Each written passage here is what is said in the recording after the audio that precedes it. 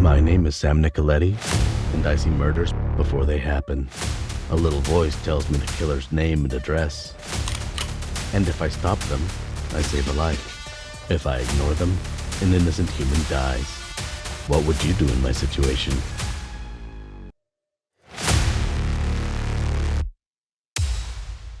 Psychic Sam is a classic boys comic. It's about a guy with a big gun who goes out and solves problems, and he hears voices in his head tell him to kill bad guys. The only trouble is the bad guys haven't done anything yet, but every time he ignores it, someone innocent dies, and it's only a matter of time before the bodies start piling up. I'm working with a guy named Mark Millar. Mark and I started on Wolverine together, and we got to create Kick-Ass, and we had a brilliant time. It changed our lives. So now we come up with a third collaboration, and it's called Psychic Sam, and I have the legend Klaus Janson working with me, and then the brilliant Bill Crabtree doing the color art. And we are having an all-out blast with this. The big news is we're also doing a movie of Psychic Sam. There's a guy called Ivan Atkinson who's brilliant. He's Guy Ritchie's producer, and he's produced some of my favourite films from Guy. Wrath of Man, The Gentleman, all these amazing films Guy's been doing over the last few years. Ivan Atkinson, yeah. I'm excited to be teaming up with Mark Millar and his exciting new project, Psychic Sam. Mark and I have been talking about working together for a number of years, and I found the project that I think brings fascinating characters and action together, reminding me of the films I grew up loving. This is completely outside of Millar World and Netflix and all the stuff I've been doing for the last 20 years, really. None of those books will be affected, and all our new titles will still be out there every month. I just carved out a wee holiday for myself and thought about doing something for maybe Marvel or DC again. Then I thought, wouldn't it be great to do some creator-owned with Johnny Romita Jr.? There's so many great tiers to this, so many great levels to this. We're gonna do a black and white version with a painted cover. Done in the style of a 1970s Marvel magazine, beautifully packaged in that big magazine-size format. There's hardcovers, there's t-shirts, there's trading cards, there's stickers. Spectacular stuff. You can also get written and drawn into the issues, which would be a lot of fun. I have to do justice to all of you. We're assembling a fantastic team of filmmakers on this production, and we will have some more information for you guys soon. We just are having so much fun with the character. It's probably as good as it gets, but the fact that it's the third time with Mark, it's a charm. I think there's something special brewing here, so don't miss it.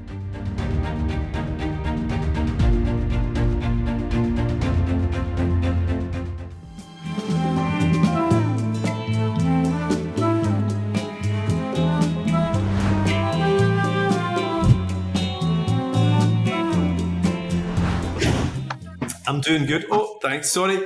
I do about 4 Zoom calls a day, do Riversides and all this, and every time I need to get my wife or my kids to help me, every time for 4 years, it's crazy.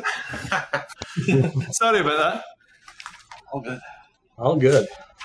How you guys been? Good. I think the whole industry is doing good. That's good. We're seeing a lot of good things in the comics with DC's Absolute line, but the CCGs, the collectible card games, Magic the Gathering Final Fantasy was the absolute craziest, busiest day that we've ever seen in our 42-year history. That is fantastic. Footfall great in your stores then? Yeah. They're doing pretty well. Yeah, so. Do you know, it's funny, can you believe it's been 18 months since we last spoke, which is nuts, you know? Yeah. That's terrifying. It's terrifying. Different world. So. I know. We were just coming out of COVID. Everything looked crazy in comics and everything. It's nice to see. I'll do a very quick intro, just because, it has been a wee while, but like Phil here at Coliseum of Comics, John at Graham Crackers. We don't have Ryan. Ryan had Comic Town. He's a good friend of mine, Ryan. Yeah. And he had Comic Town for over 25 years. So he went out of business, unfortunately. A few months after we did the Roundtable.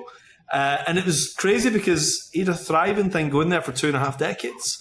And it was a brilliant store. I don't know if you ever got to it, but I was out there once, and he's a smashing guy, Ryan. I'm such a big fan of him, So sadly, I think it was just such a tough time that, he didn't make it through the end of that, but it's good to see things good with you guys then since we last spoke. Oh, yeah. A little bit of light around that dark corner. So I'm sorry to hear he didn't make it through that. So losing stores is never a good thing. So. No.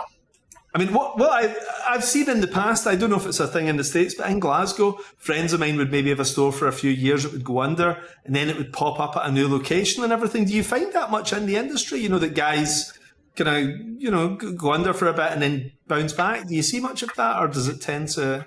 I don't tend to see them return. Every so often, it's the exception to the rule when they come back to it. Right. Most of these guys, they have their fill of it. Yeah.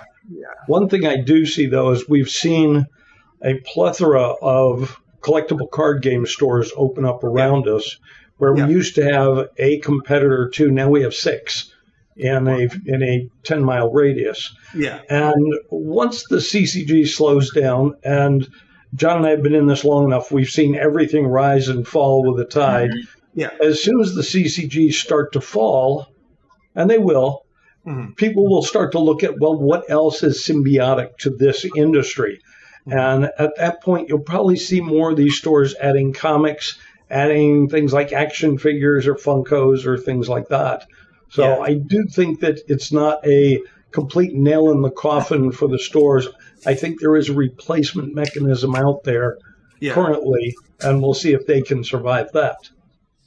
Well, it's interesting because I know a lot of people are kind of snooty about collectibles, but I always think, if I show you around my office is filled with collectibles. I get into this game because I collected comics, I know you guys collect comic book stores. You've got about 500 stores between the two of you, but I get into it because I collect comics. I think collecting is part of what we all like, isn't it? What we do. Yeah. Yep, absolutely. So I see it as a positive. If somebody buys 5 issues of something, I think it's a great thing. It's better than buying one. Oh yeah, absolutely. I like the collectability. I like obviously readers are what we want the most. Yeah. But I worry about the gambling aspect that keeps getting introduced into our industry. I'm not a fan of that, and that's part of what's driving the CCGs right now. Is I can end up with a card that's worth $20,000, $10,000. I got to buy it, and it's a little scary. I guess it's like Bitcoin, isn't it? You see a big jump and it gets everyone excited, It does. It does to some degree. I think people get payday rich on a lot of these things where they decide, all of a sudden everything's good and it's going to continue forever. Yes. But John and I have been around long enough to know that nothing lasts forever. And that next curveball is coming on the next pitch. So I've seen a really good collectible market. Things like our back issue market. I took the numbers from the first 5 months of this year. We sold 11,000 more back issues this year than we did in the first 5 months of last year. That's amazing. And back issues are cheap. That's a good price point as well. Yeah. So that's back issues. That is not new books off the stands, which are also up, but that is the back issues that have done really well for us. Yeah. And even Funkos, which everyone's been telling me the Funkos are going to be dead or are dead or going to be dying with the next pallet, but we keep selling a ton of these things. And I think part of that's because we've seen a lot of other places that used to sell them kind of falling off. They're no longer doing it. But our purchase pop sales, they're up. Those are the ones we purchased from other people, the older stuff. Those sales are up as well over last year, which is surprising, even though the newest ones are down. And what do you put down to, the back issue sales, the spike? What do you put that down to? Because those back issues were there last year. They were there the year before. What's excited people about back issues? I think part of it is with DC Comics coming back into the fold with Absolute Batman. It's really encouraged a lot of people. Hey, I hadn't been introduced to this. Let's go take a look. Yeah. I was comparing the last 6 months of this, this year's first 6 months with last year's 6 months. And not only is every Marvel, DC, and independent publisher up for us, and I'm sure for everybody industry-wise, and it's easy to point and go, well, comics cost $4.99, they're charging $7.99 for this, and that's why. So we took a look at the units. We're up by units as well. So even with the price jump, you're still up on units? Even up with units, and it's everything. I don't know. I can compare the comic industry with the movie theater industry. Yeah. If you make great books, they'll come, and they're coming, and they're buying. And I'm not seeing and I'm still concerned because I'm not seeing the 14-year-olds. I'm not seeing the 12-year-olds. I'm just seeing middle-aged men, and that's disconcerting. I don't even see as many women as I used to in the early 2000s. So that's a little disconcerting, but I'm selling more units. And One good that's thing about middle-aged fantastic. men is they spend cash, so like, Yeah. when you're a kid, you don't have the cash, like you can buy 2 comics. When you're a middle-aged man, you can buy 20 comics. Right. So yeah, I definitely wish I could see more kids to give us a future in this industry, but I can't believe how not only is DC doing all guns blazing like everyone sees, Marvel's up too. And quite a bit, substantially. I sold 14% more new Marvel comics in the first half of this year than I did the first half of last year. And what's driving that, do you think? I don't know, honestly. Like, the quality's not there. It's not like people are coming and going, oh man, I can't wait till the next Defenders, just so I don't offend anybody. But I don't see the excitement, but they're buying more. Do you I do see the excitement in DC. I'm sorry, what was that? I do see the excitement in the DC product. Yes. Our DC is up 43% over last year. I'm up 75%. Wow. So either I was doing really, really badly, which I was with DC You last were. year. Yes. But holy cow. But the absolute, it's the rising tide, rising boats. When people came in to get the new DCs, they also took a look at the Marvels. They took a look at the image. The only thing they're not looking at for some reason is Boom. My Boom sales is just falling through the cracks entirely. Yeah. Why is that? I think, and this is just my personal take on it, that retailers really love Ross Ritchie and Philip Sablik. And it means that anything they did, we trusted that they had our interest at hand as well as theirs. And when they left Boom, I don't think there was really the joy for Boom that was there beforehand. Right. I don't think the product has changed significantly. I just don't think it's being promoted as well. And I just don't think the excitement is there. But it's interesting that DC is lifting Marvel, because the big thing, retailers have said this to me for 30 years, right? Ever since I've been hanging around stores and I've got a lot of friends in retail. They said it's hard to move DC books if Marvel are stagnant because people don't come in. They only come in for Marvel. But you're actually saying it's flipped. And people are actually coming in for DC, and Marvel's benefiting from a boost in DC Comics. Oh, yes. Absolutely. Is that ever happened before? Yes. I don't think Image would be where it is today if DC hadn't killed Superman. There was such a speculator bent to the entire industry, and a lot of it was based on, hey, we're going to kill off Superman, and you're never going to see him again. Okay, everybody outside the industry believed that. Nobody inside the industry believed that. But it brought in all these speculators who then wanted the next thing. Right. And we also saw the same thing during when Marvel was doing Civil War and DC would do an Infinite Crisis. Yeah. People did nothing but talk about comics. Every time they walked in the store, they were talking about stories. They were talking about characters. They were talking about what they're excited about. And it just raised the whole industry.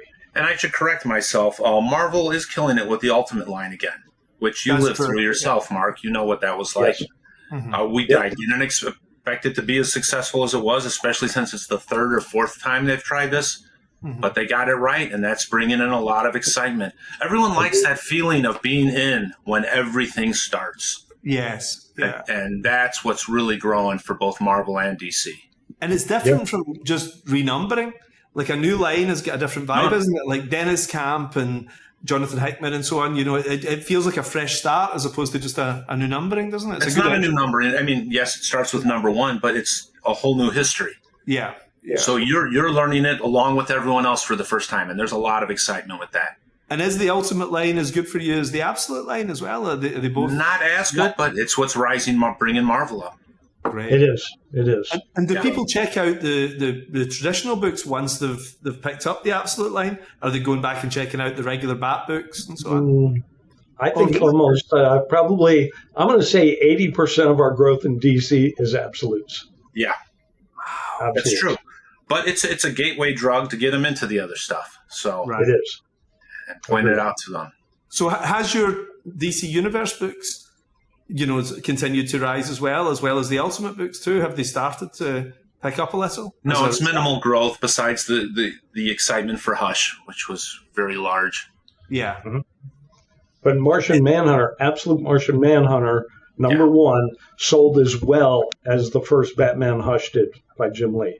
Now, to qualify this, actually, right, for people who don't know, can you tell me, please, Phil and John, how many stores you guys have got? Just because people will say to me on Twitter, "Oh yeah, these guys have got a small store in Albuquerque or something like that." You guys have got like 1 million stores. We've got 13 locations in 3 states. Is what we're Phil, doing. what about you? We've got 10 locations. We're still only in Florida, but So that's a very broad overview then. we keep talking to some other stores about expanding, and we'll see where that goes by the end of the year. So Dennis is an old friend of mine. I've known Dennis Camp for a long time, and I'm so pleased for him. But the idea that anybody can put Martian Manhunter in the top 5 is insane. It's absolutely Isn't insane. it? Yeah. When they solicited it, I'm like, oh, this is going to be the first failure of the Absolute line. Yes. Nobody wants a Martian Manhunter miniseries. It was terrific. And I'm still a little flabbergasted by that. If they just put out in the DC universe without that Absolute moniker on it, Yeah. we'd be doing subs only. We'd be doing 6 or 8 copies a store if we were lucky at this point. But it's Absolute. It's connected. We got to look at it. Proportionately, what do your Absolute books do compared to the original titles? Superman, Batman, Wonder Woman, and so on. Is it like double numbers, 50% up, or I'm more than 3 to 4 times, depending on the title. Wow. Yeah. Is that the same for you, Some John? like Martian Manhunter, it's 10 times, or even more. Maybe 100 times. I'm not sure. Right. But yeah. For Batman, Superman, the core characters, it's around triple, and something like Wonder Woman's like quadruple. What I love about that, though, is it's also free money for the company, too, because it's not as if the old books have gone away anywhere. They're still there, and they're selling to their established audience. Mm-hmm. So these are just like they're cut from new cloth, aren't they? It's not eating into the sales of the other books. It's not. It's just free money for the company. No, this is additional money. So. Now, Phil, you famously 18 months ago penned a really worrying thing. Remember you were like, in 2 years' time, I don't know if the business is going to be around and everything unless there's a course correct.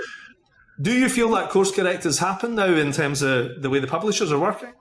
Now, to clarify that, I said there's some changes needed, or else we are going into some even darker times. Well, Absolute was absolutely the change that we needed to turn that corner. If they had continued without that, with just more of the same, they were already on a very downward spiral. They needed something like the old Hot Wheels. You had that little supercharger that would shoot the thing around the loop. That's exactly what Absolute has done, not only for DC, but it's helped a lot of the rest of the industry as well. And every time any publisher does that, it really boosts all boats. It's a really good thing for us. It's funny, like Scott Snyder, I don't think is getting enough credit for this because I do think the entire idea is his, isn't it? I think Scott pioneered this. He is definitely the architect of it. Mm-hmm. There's some other questionable contributors to it, but I can't speak to that. I don't know exactly all the behind the scenes on that, but I think Scott has done a really good job at this point curating it and moving it along. So, but DC as a whole, it's funny. Like I've never seen a company so asleep. A couple of years back, like it was as if they were all just waiting to be fired, wasn't it? And I don't know if somebody just came in and said, "Guys, you've got 12 months." I don't know if something like that happened. Like, right. Are we going to give this all to Robert Kirkman and it's coming out from Sky? But I don't know if there was a conversation like that happened, But it's like they woke up. Those compact books felt like the beginning, when those tiny collections, the manga size editions, that felt like the beginning of DC just trying new things, didn't it? But they shouldn't have been trying that now. They should have done that 4 years ago when John and I sat in a meeting with DC and said, what you need to be doing right now is get us a manga-style book. Yeah.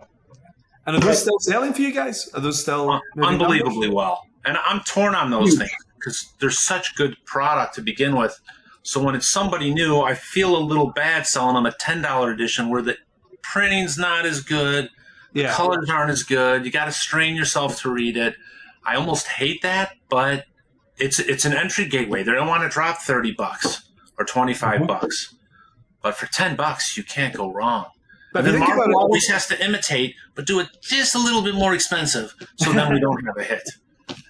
Yeah, exactly. And did Marvel price themselves out with that stuff then? Yeah. Yeah, it's less desirable. Yeah. Yes. And the worst part is this wasn't even DC's idea. Manga has been coming out in this format now for a generation and a half or whatever. So it didn't need to be changed. It just needed to say, okay, we're going to do this too. Yeah. It's like coming out with a comic book that's an extra inch wide. It just doesn't make sense in this market. I gotta wonder how much they're making, because even manga can't deliver for $10 anymore, let alone in full color. Yeah. Well, this is an impressive product line for $10. But remember that all the upfront costs have already been taken care of, though. It's just a reprint. Yeah, so I don't know what the reprint or royalty fees are like. No one's ever transparent about that. So I don't know. It's usually, just from experience, it's just a percentage of cover price. So the royalties you get on Marvel and DC stuff is pretty minimal compared to creator owned. So it's a pretty small amount of money that goes out. Okay. And they never pay the creator more than they make. It's just a percentage of what they make. So Okay. if they drop their price from $30 to $10, then your royalty is going down by 2/3 as well. Yeah, that makes sense. But it is a gateway drug, as John just said, that brings a lot of people in. And quite frankly, when people come in for Absolute because they heard it's cool, but what else do you have? Try these. They're $10. And $10, I can sell that all day long because it's great material, and you can't beat the price. And now they're even more interested in the DC universe. And that can't hurt us. Can't hurt us in any way. Do you feel there's some kind of shift culturally going on as well? People talk about superhero fatigue and everything, but do you think I'm really excited about the Superman film. I actually can't wait for it. Like my inner fanboy's waking up again to this stuff. Do you think there is one of those shifts going over the way that it happens in comics sometimes, that people are just suddenly interested maybe in DC and the Marvel thing has slightly been left behind? Yeah, and I think a wave is the right way to describe it. If that Superman movie can deliver, and it's hard to please everybody, but if we please the majority of the people, that can create a whole new wave of interest in all this stuff. And fingers crossed. That's what we get. Very much so. Very much so. And I think part of the excitement is people love dogs. They love Crypto. He's in the trailer. He looks great. It's going to be fun. Yeah. That's how can you beat that? That's just good stuff right there. So I can't complain about it yet. And it's quite uncharted territory as well, isn't it? I've talked on podcasts a little bit recently when people have asked me about the movie, which is that we haven't seen the Silver Age done in live action, really, in this. Especially for families, it's actually it's very attractive, isn't it? Oh, yeah, that's a good point. I had not thought of that. And that's Superman boom time. Superman was selling 2 million copies an issue then. So there's something about that Superman that general audiences really like. And if that can then translate into, a more mainstream Batman, Green Lantern done by guys like Damon Lindelof, we could get our 10 plus years out of this. Yeah.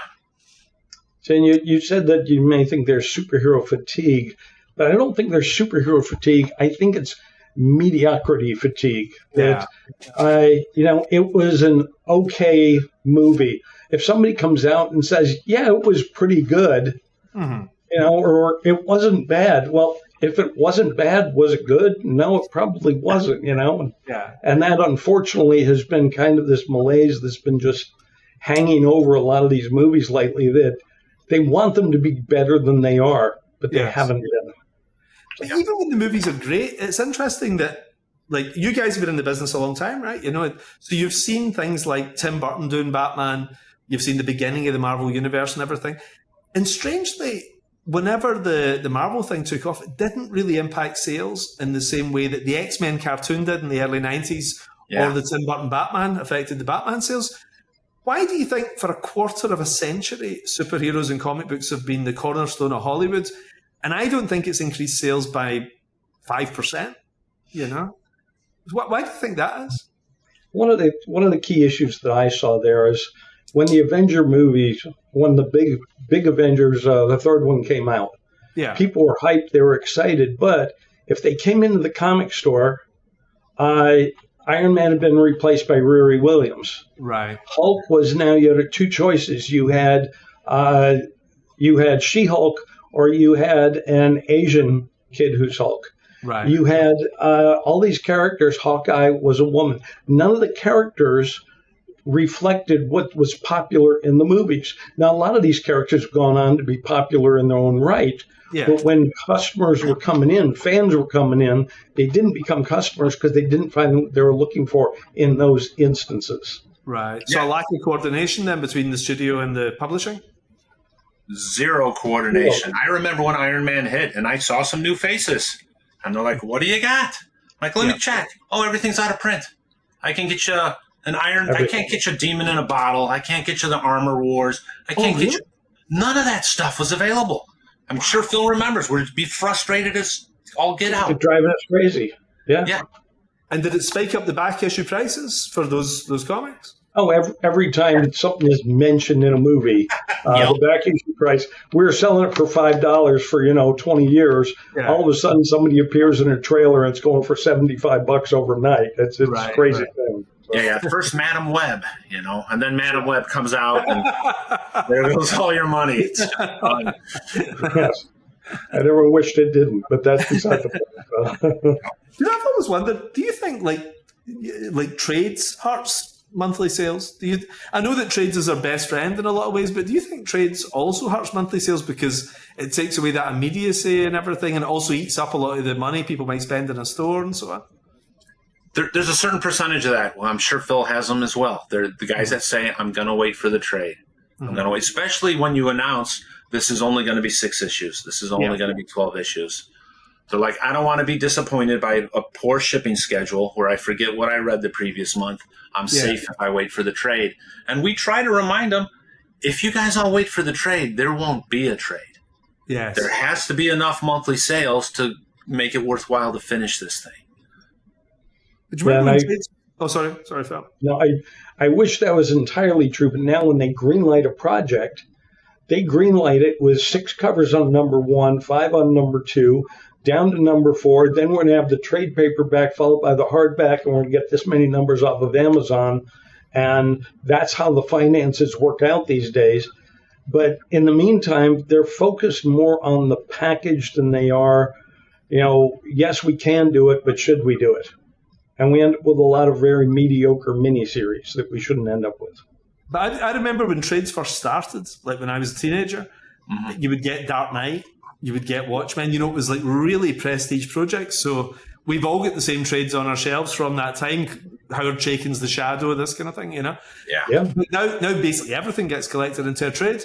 Do you think that maybe blew up that market a bit? Because I don't know what it's like in the States, but I suspect it's the same as the UK, where the mainstream retailers, not comic book guys, like bookstores, they used to have 5 walls, 10 walls of graphic novels. Now they're down to 3 shelves. Like that market has collapsed in the UK. When I look into places like Waterson's or any of those stores, are you finding that in the comic stores as well? Are the trade sales, is there just so many that they've almost imploded? Or are they still holding up? I could sell Demon in a Bottle all day long. I can't sell volume 3 of an Iron Man series nobody ran to begin with. Yeah. So it's self-inflicted wounds that they're not publishing. We can't buy the product that we can sell. We can buy lots of product that nobody wants, and that's why it's available. Publishers can't help themselves. They see a success. They go, wow, let's do it again the next quarter, and it's still great. What if we did it bi-monthly? That's still doing okay. Let's do it monthly. Let's do a new card series every other week. And then everyone gets burnt out, and they're like, I'm done. I loved this when it started. You overproduced. I'm done. And you're right. I believe that's happened with the trades. It's nothing special. Sorry. But because I remember DC in particular used to be very good with their relationship with the retailers. They used to have guys like Bob Wayne who would always, chat with you guys, Bruce Bristow and all this, is there still that synergy going on between the publishers and the retailer? Or do you feel less heard? Phil reaches out and tries to make an effort to keep that open. I do not. I try to concentrate on the stores and doing what we can here. And if they don't want to reach out to me, I don't have time to be constantly chasing them. But Phil, to his credit, is constantly reaching out to these guys, trying to get a communication back and forth going. And it's not like it used to be. They used to reach out to us. I've always felt that part of my job as one of the guys with a larger operation is to keep publishers from doing stupid things, which they seem to look for bridges to jump off of when, can we just go a status quo here? Can we just make comics for everybody, tell good stories? And I know everyone wants to tell a good story. Does that mean every story is good? Probably not. But at the same time, if you're going out of the way to publish something because you haven't published a new Plastic Man series in 6 years, it's just got no market for it. It's got nobody looking for it. So I feel part of my job is to say, who's going to buy this? Who wants this? Because none of us do. Yeah. They need to do it to renew the trademark and the copyright on these characters. I've questioned them in the past. I'm like, nobody's asking for this, man. No, nobody wants this series. Why are we doing another Metal Man? Yeah. Well, we got to do it every 10 years or we lose it. Are you serious? I didn't know that. I've never heard that. You know the story with Captain Marvel. DC owned the rights, but they didn't do anything with it. So Marvel stepped in the 70s and said, great, we can use the name. So that's why every so often you'll see a Madame Xanadu or some miniseries that no one ever asked for, just to make sure they've got that trademark and copyright going. I had no idea, because I thought that was just somebody eventually just badgered them enough and got that 4-issue miniseries. So that's what that's all about. Yeah, I'm sure that's true too. And sometimes they're impressed by the pitch and they go for it. Because that's how I get in. That I was sending Phantom Stranger series, because I thought they're never giving me Batman. So I'll send in my Phantom Stranger 4-issue miniseries. I assumed that's what was going on there, Yeah. That's amazing. And in terms of stores, like the last time we spoke, it really felt like a lot of stores were closing. It was creatively a poor time. A lot of people were working outside the industry, and also COVID had done a number on the economy in general, Paper prices were insane, Do you have a sense of the number of stores closing slowing down, or do you even feel you're starting to see an uptick in stores again? Because of the distributor wars right now that we've got going on, I'm seeing multiple stores closing up. I've spoken to other retailers who said, if I can't buy it all from Diamond, it's too much work. It's not worth my effort. Right. I'm just going to close down. I've been open 30 years. I've been open 28 years. Enough is enough. And they just don't want to make the change. And I understand it. It's a pain. It's a pain setting up new accounts, new shipping schedules. It affects everything. So I see a lot of guys stepping out of it right now, which is not a good sign for the industry. We've actually put out feelers to a lot of stores. I run a retailer page on Facebook for retailers only. We do things like FOC notes of how we're ordering. We put out weekly speculator notes about what fans are looking for, what the apps are showing, this type of thing, and what some of the prices are going for on eBay and that type of thing. But in there, we also put out feelers that if you're getting out of the business, if you just don't have the bandwidth anymore, because, I keep quoting Brian Hibbs on this one where he said, we now have 3 different distributors and it has not added a single nickel to the bottom line, though it's added 3 times the amount of labor. Wow. And it's a very concise statement, but it's very true. And there's a lot of stores that just don't have that bandwidth to do it. Yeah. So we're reaching out to some of them, and we're finding that there's a lot of stores that never really did turn the corner at COVID, and they're looking for an exit. Some of them are just looking to close. Some are interested in actually an acquisition or even a partnership, which we're open to. Could that be part of the growth you guys have experienced as well? The fact that there's the same number of people buying comics, but they're buying it in fewer locations, is that a factor, do you think? Is it a factor in... What I mean is, if there used to be 5 stores in your town and there's 2 stores in your town now, does that artificially look like the market is better to those 2 stores? Or do you feel the market in general is expanding anyway? Boy, we've both lived through the speculator times when we had multiple shops in the same towns.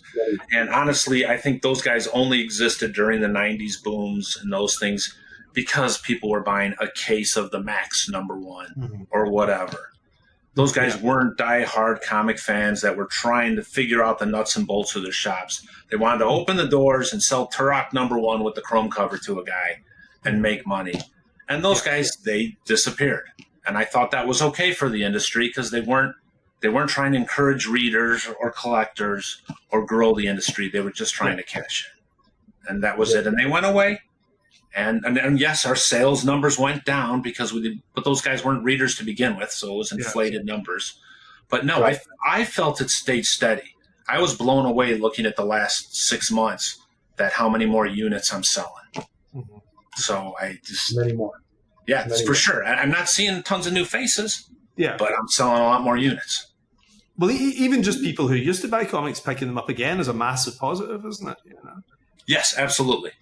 And I was the last 10 years we were seeing a lot of that. A lot of those 90s boom kids that were buying like Death of Superman, Breaking of the Bat. You know, they got into it for 3 years, then they discovered girls and cars, and they left comics, and now they come back like, hey, I'm making like 75 grand a year. I'm making 90 grand a year.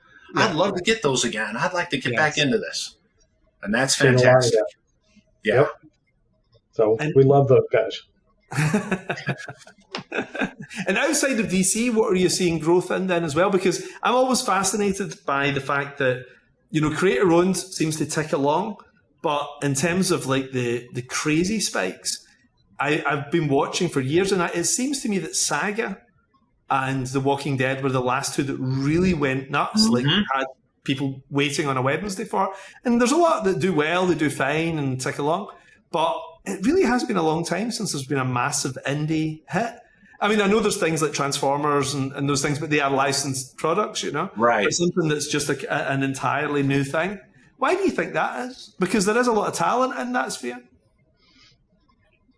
I think we're seeing an awful lot of, there's a lot of diverse comics out there right now from 40 different genres, mm-hmm. and it's creating a little bit more depth, but not a lot of breadth, or a lot of breadth, but not a lot of depth in a lot of ways. So that the customer who used to come in and buy Walking Dead, well, now there's 12 zombie books. The guy who used to like this, there's now 12 of that. There's more horror now than there's ever been, even through the 50s. There's a lot more. There's a lot more superhero stuff out there, and we even had some of that dry up. Other than some of your own stuff, a lot of the superhero stuff dried up through the non-mainstream companies, and now it seems like there's a lot of small publishers, 2-book publishers, who are publishing superheroes again. Right. So that there is a lot of options out there. There's too many titles. There's way too many titles. It's overwhelming for retailers who live and breathe this and study the catalogs and read the solicitations. I can't imagine being a guy who has a wife, a kids, another job, and I've got 15 minutes to spend in that comics shop, figure out what's going on and pick out what I should read. And they rely 100% or 50% because of the internet on the guy behind that counter. Tell them and direct them, something is killing the children's a big hit, you should try it, everyone loves it, blah, blah, blah. Mm-hmm. And they're just, and Saga never needed to go down in numbers. They could have stayed a massive hit. They just all think, I can take a 6-month break and my fans will be waiting. No, they move on. Their lives move on. If they don't get the next chapter, they forget about you and they move on. You can't take those breaks. Yeah. Yeah, it's strange, isn't it? But I think creator-owned, though, generally, there's something new comes along every few years, but it's been a while since one really blew up, like a brand new thing, which is odd, isn't it? You know, I think the absolute titles could be considered part of that because these things came out and we just can't keep them in. They come out with 8th printings on the new books on Absolute Batman #4 and 8th printing.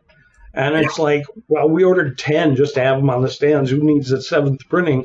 We sold out in a day. So now we're ordering 20 and 30 and all this. And are they new fans? I think some of them are FOMO speculators.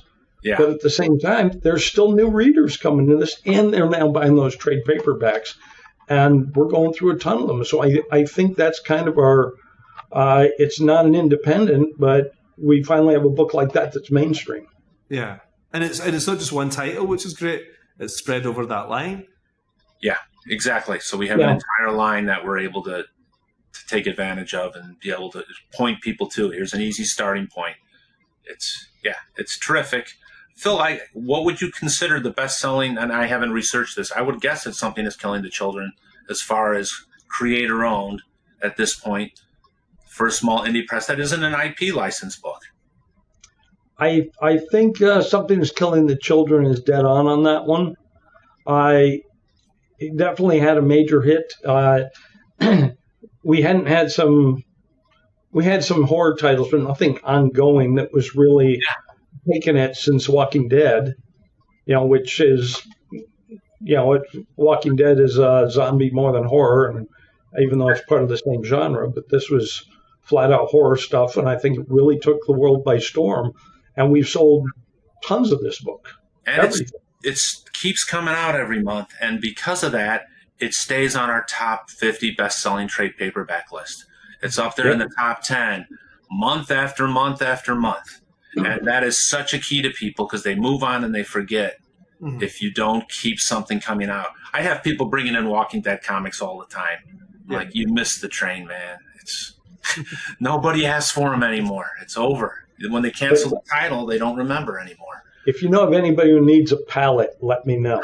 I was literally buying 100 copies for back issues every single month for years, every single month. And then they announced abruptly that it was canceled, and that pallet became firewood almost overnight. So it was unfortunate. But it had a great run. I mean, it was an amazing run. Yeah, and I didn't make a small amount of money on it. That was maybe the last time that something in mainstream live action really helped spike the sales of a comic as well, wasn't it? Like we were talking about Tim Burton's Batman and the X-Men cartoon. But there was a great symbiosis going on between the Walking Dead TV show, I think, and customers coming into comic stores, wasn't there? Very much. Yeah. And what do you think they did so right then? What do you think made that work in a way that other things don't? It worked very well for Umbrella Academy as well. It did. Did that spike? Yeah. Oh, yeah, that spiked like crazy. Whenever the series dropped on Netflix, or was it consistent? And then, shoom, it was done. Interest and demand is gone. There's no monthly book to keep it going, to keep people interested, so they just done. And what about The Boys? Because The Boys is such a mainstream hit in TV, Has that been good for your trades? It spiked as well, but it was not as much as those other two, or even close to as much as those other two. Yeah, I don't think The Boys is quite as, it's certainly not as family friendly in a lot of ways. And so it's a little tougher sell. You have a little bit more narrow audience than you do. Even Walking Dead with its gore was still more accessible than The Boys even thought about being.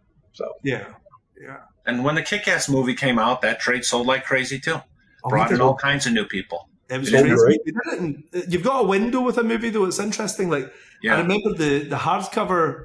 I always remember this. We did 100,000 sales of the hardcover in 8 weeks, which is insane. And it was $25 each copy. So I mean, it was completely nuts.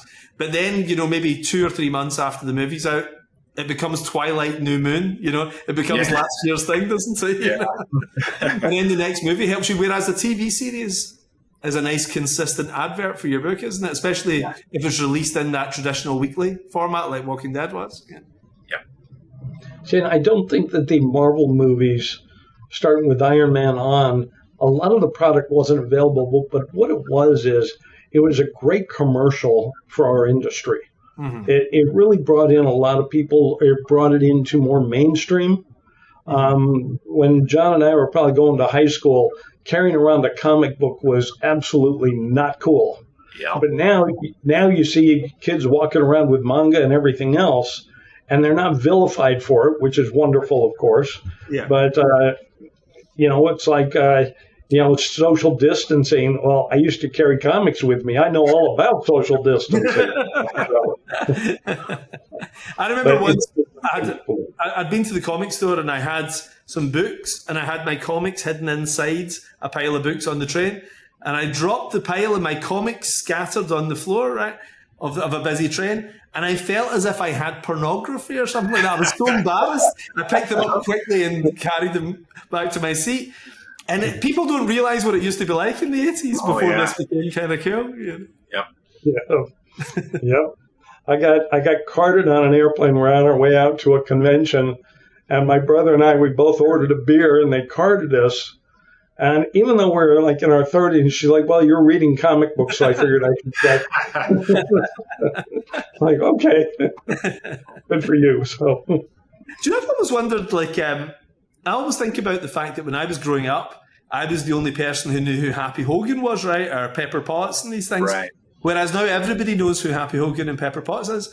And as the Marvel movies have gone a little quiet and the TV shows one by one have all disappeared, I wonder if this will be good for comics, that now the whole world knows who these characters are. They maybe missed them. It's been 10 years since they've seen an Iron Man movie or whatever. Does that help comics, do you think, that with the media oversaturation a few years back, and then when it's taken away, does that bring customers into the store thinking, I miss Rocket Raccoon, I'd like to pick up a Guardians comic? Does that ever happen? Yeah, absolutely. I mean, like Phil brought up the X-Men 90s cartoon. Yeah. A lot of those guys just watched the cartoon, but didn't have the allowance or didn't live near a comic shop, so they never got into the comics. But now that they're adults, they're like, man, I really did love that. And they have all this knowledge. I didn't watch the cartoon. It was a little after I was too old at that point. But they knew all the characters, knew all the points, and they come in, man, that Wolverine statue's great, or that's great. And then they try a few again now. So that stuff, 100%. Can we wait 20 years, right? For those guys to grow up and suddenly have money. So yeah, I am expecting to see those guys return. The guys that got into Guardians of the Galaxy and stuff. Yeah. And they go, man, I love that movie. Yeah. I think one of the problems we had for a long time is everything that we sold in a comic book store was foreign to your average person. Mm-hmm. And it was uncomfortable. It was strange. A friend of mine who had never been in a comic store walked in and he said, it looked like a rainbow threw up because there was nothing but colors everywhere. He had nowhere to start, but his kid did. And now that people have been exposed to superheroes, exposed to how superheroes operate in the supposed real world, that type of thing, they come in and there's no longer that keep it at arm's length. They may not embrace it, but they're not made uncomfortable by it. Yeah. Mm-hmm. That helps. Big difference. And what about stores themselves? How do you think they've changed, in challenging times? Do you think you guys look at the business differently in terms of how you sell the product? Now that you've got good product again to sell? Yeah. Yeah, absolutely. Yes. Yeah, absolutely. Because, Target, the average Target store, I don't know if you have them over there or not, but Target is this massive department store. And you walk in and they'll have 6 different sections with everything from Spider-Man backpacks to Pokemon books to Batman T-shirts. They've got all these different sections with all these items in them. And again, it's just bringing mainstream to the masses. Bring what we do to mainstream and the masses, so that it creates that familiarity. I think it does help us overall. Mm-hmm. And in terms of last time we spoke, we were saying big name creators seem to be in short supply in comics. And I really feel that's been a difference in the last year. Like Scott Snyder coming back and Hickman and these guys. It's all the really great guys seem to be back, What do you think Marvel could do? Do you think there's enough of those guys at Marvel? Do you think they need more of what DC's done and try and lure back that talent to boost themselves up again? If they're willing to spend the money and offer these guys something. The stories I hear is that the page rates are terrible, and that's why you get so many people from other countries working for them. Like, I don't have the opportunity here, I'll do it. And I don't know for sure because we don't have firsthand knowledge, but I hear the page rates are just awful, and it's hard to make a living even as a successful creator. Yeah. But I think Marvel used to pay more. When I was at Marvel, they paid way more than DC, way more. And that's how Joe used to get the DC guys. He'd let somebody flower at DC, and then he'd come and pluck them. Yeah. So, he was paying guys $1,500 a page and everything. Whereas at DC, a lot of these guys were on $400 or $500 a page. Yeah. So I don't know. Maybe things are different under Disney though, because I haven't worked at Disney. But Disney might be like, we want to spend less and make more. They might be cutting page rates a little bit. Yeah. That's utopia, but it never lasts long. Yeah. We're going to do lousy quality. How many companies have we seen? They create a product, and then they continually lower the value of that product. Can anybody say that if they ate at McDonald's in the early 70s, that hamburger is the same as it is today. No. It's been bastardized so much at this point, it's not the same product. Mm-hmm. And in a lot of ways, I think that we've had that across the spectrum of everything. Yeah. That's fair. But do you see, I mean, a couple of years ago, it was looking like it's not impossible to see DC and Marvel licensing their stuff out. Do you think that's still on the cards, or do you feel the course correct has been enough? I think the course correction's been enough. I would think they're both seeing enough profit now that they're like, we don't need to do this. Things are going good. We're showing profits. We're showing growth, which is, boy, what corporate America loves to see. Growth, nonstop every quarter. It's got to go up. And they're delivering that right now, so I can't imagine. I even heard that some of the purse strings have been loosened at some of these bigger corporations because they're showing that growth. Yeah. So they have a little more money to play with. One thing that's been frustrating that I've found as well is that because there's so many companies out there, a lot of the talent has been spread thin through these companies. But as these smaller companies are maybe contracting, it's releasing some big talent again back into the big companies. Like, I'm sure you guys are aware that, you know, what we did, for example, at Millar World, you know, is we had a company we then sold to a huge corporation, you know, and a lot of people have tried to copy that model where they maybe borrow a chunk of money in the hope of making a gigantic chunk of money, you know, and it's maybe not quite worked out the way they wanted it to, you know, so a lot of these companies are going, like, I know some companies that have been burning through tens of millions, you know, and if they haven't gone, they're on the verge of going, you know. Like, do you think a consolidation is a good thing for comics? Unfortunately, I think your success has impacted the industry in some ways, because you kind of blazed a path and cashed in on it, which God bless, and I don't blame you in the least for that. But at the same time, I think that there's a lot of people with half your tenure in the industry who are saying, that's what I'm going to do. And they will jump at any opportunity to go with a small company, and they do a print run of 22,000 copies. And that's really good because that's the second best publication we've had in our 8 months of existence.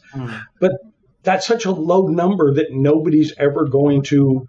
You have to be reading in not just the 20,000, but the 100,000 range. And you gained that audience. They followed you. They liked your material. And it gave you the opportunity to make a nice living on that. And not everybody can do that. Most people don't want to put in their time doing $200 at a time for a page when they can own the licensing rights and everything else. So it's become a conundrum. How do you get people back onto the farm? I think that venture capital money is drying up, though, because there's a lot of people were investing huge amounts of money over years, you know, and like then realizing there was nothing really coming for it. They're not selling the company for 500 million or whatever, you know, and then they're thinking, well, this money's got to dry up eventually. And I think that's bringing some talent back, which is probably good. You know, I'm seeing more and more people coming back to the mainstream, which, because I mean, there's guys I know who are brilliant, whose stuff I haven't seen in years because they've been working off in these tiny companies, you know, that have got maybe two copies on the shelves or something, you know. Right. Yep. The story I had heard with Marvel in the 90s was when all the Image Boys walked off.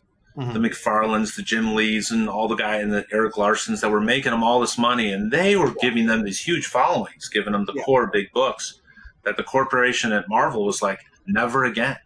It's characters first, creators dead last. We are not pushing a book that is Eric Larson's a Spider-Man or any of that anymore. It is Spider-Man, the creator's secondary. It's our properties that make these books sell. And they didn't want to put themselves in that boat again, and they've successfully done that. No one tells me I need this book because of this creator unless that guy's committed to a specific run. Well, I mean, my years, I'm quite pleased to talk about this because I see this a lot. And I think that was probably the case around about 1996, 97, 98, because they felt burned by the Image guys all leaving, you know. And I think they were quite sensitive to that. So they were making the brands, you know, the main thing when they were trying to sell those books. And it's the same mistake the Marvel movies have made, I think, by moving away from the Sam Raimi type guys, you know, the sort of big name directors, and going to the lesser known new talents, you know, in terms of directors. But see, by the time 2000, 2001 came around again, really from Joe Quesada and Kevin Smith on Daredevil, from that point on, it was actually very creator driven. And I can only speak from my own experience, but when I was there, summer 2000s, and I left around about 2009, it was so creator driven, like we were in the front of everything, me and Bendis and Brian Hitch and, Joss Whedon, John Cassidy and everything, Grant Morrison on X-Men, they were really pushing the creators. And I don't know if it maybe fell away once Disney came in. That's a possibility. But we certainly never suffered from that, I think, because that boosted us to the point where we could screw them the way the Image guys did and wander off and do our own company, So. No, and all those titles were selling great and people were excited. Oh, it was a golden time. Much like the 80s, though, because that's what drove that amazing period in the 80s when John Byrne and Frank Miller and all those guys were front and center, and Chris Claremont. People were following the pros, weren't they? Yeah. And we were very fortunate to be selling comics during that point. Frank Miller on Daredevil, Byrne and Claremont on X-Men. Yeah, George Perez and Wolfman doing Teen Titans, which was amazing stuff, and George, of course, doing Avengers, and Simonson doing Thor, and you could see the love and the passion in every page. And these guys weren't getting paid squat at the time. They could barely survive. They're doing conventions, so they could sell pictures on the side for $20 each. And at the same time, though, the books were so much better. Now, maybe it's just the era I was reading in. Maybe it was the era I was growing up and cutting my comic selling teeth on. But the quality in the books then, there was no computer AI. There was nothing like that. And I think that's one of the reasons why we're seeing more interest in the back issue market now, because people love comics. They love the format. And a new comic is $5. A back issue is $5 in a lot of cases. Mm-hmm. So, it gives you the opportunity. I'll tell you why it's not nostalgia, Phil, because about 3 months ago, I went into a comic store and I saw John Byrne's complete run of Fantastic Four from his first issue to his final issue. And I never read them growing up. I was a DC guy, and Marvel distribution in Scotland wasn't fantastic. We had reprints of Stan Lee, Jack Kirby, Steve Ditko and everything from the 60s, but we weren't getting the current comics, which was the 80s stuff, So I'm not looking at this with nostalgic lenses. I literally thought, I'm going to check out this Byrne FF and see what it's like. And I picked them up and I read them in one night. They were fantastic. And they really stood up. It was a hard run. I burned through them to the point my wife was like, it's 1 o'clock in the morning. When are you going to bed? And I was like, these are amazing, So, and I'm not like some Byrne 80s fanboy guy. I didn't read that stuff growing up. So there was something magical about that stuff that even in 2025, it was awesome reading it for the first time. Yeah, beautiful work. So, it was. We need more of that, but unfortunately, I think the companies also now are so corporate that they're so focused on the bottom line, and it's really impacted the ability to get in creators and make contracts and everything else. So, and getting these creators to commit. No one wants to do a run like Byrne's. They want to play in the playground for 6 months and then move on to something else. Yeah. And it's hard for Phil and I to grow readership with that. Simonson's run on Thor was a long commitment, and so was Byrne's. Even Millar's Daredevil, that was a long. And the guys could grow up with the books. That doesn't happen anymore. That's crazy. You could be 12 when you start reading, and 17 when you stop reading. A run. Yeah, exactly. Yeah. Yep.